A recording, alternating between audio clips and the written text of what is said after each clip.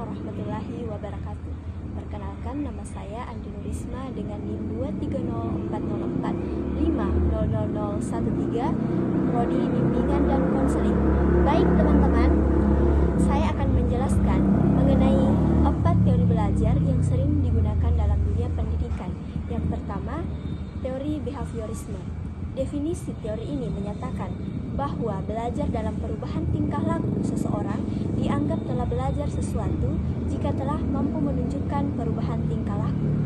Yang kedua, konsep teori behaviorisme mengaku pentingnya masukan stimulus dan keluasan atau respon dalam proses belajar.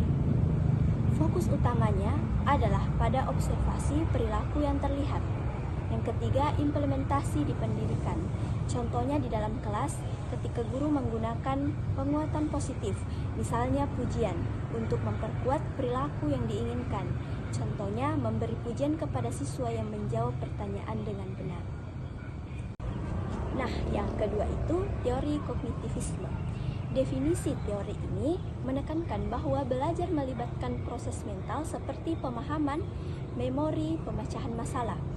Konsep teori kognitivisme ini berfokus pada struktur kognitif individu termasuk pemrosesan informasi dan konstruksi pengetahuan. Implementasi di pendidikan, contohnya, guru dapat menggunakan strategi pengajaran yang memperkuat pemahaman konsep.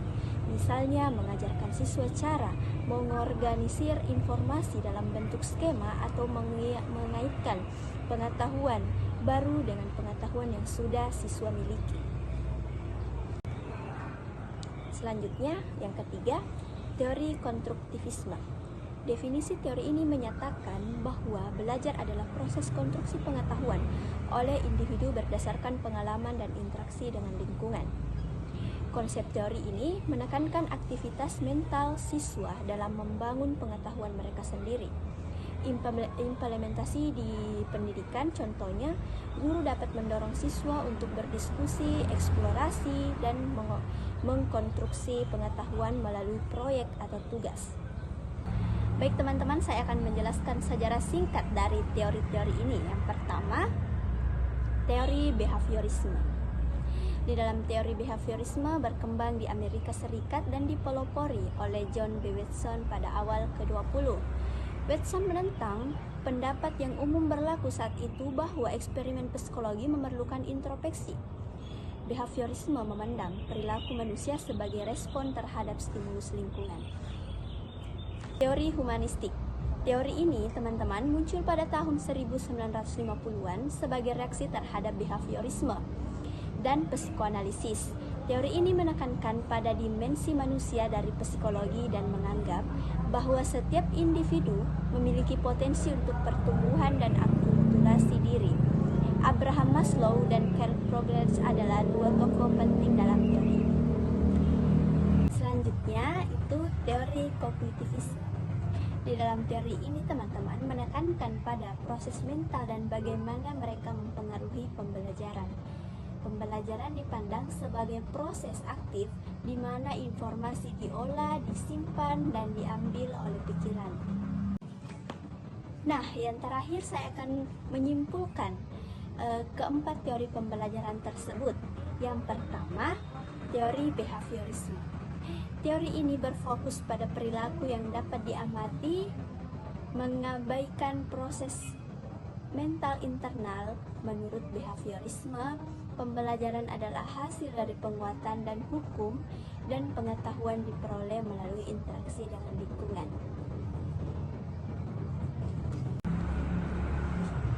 Yang kedua, teori kognitivisme menekankan pada proses mental dan bagaimana mereka mempengaruhi pembelajaran. Pembelajaran dipandang sebagai proses aktif di mana informasi diolah, disimpan, dan diambil oleh pikiran. Selanjutnya adalah teori konstruktivisme.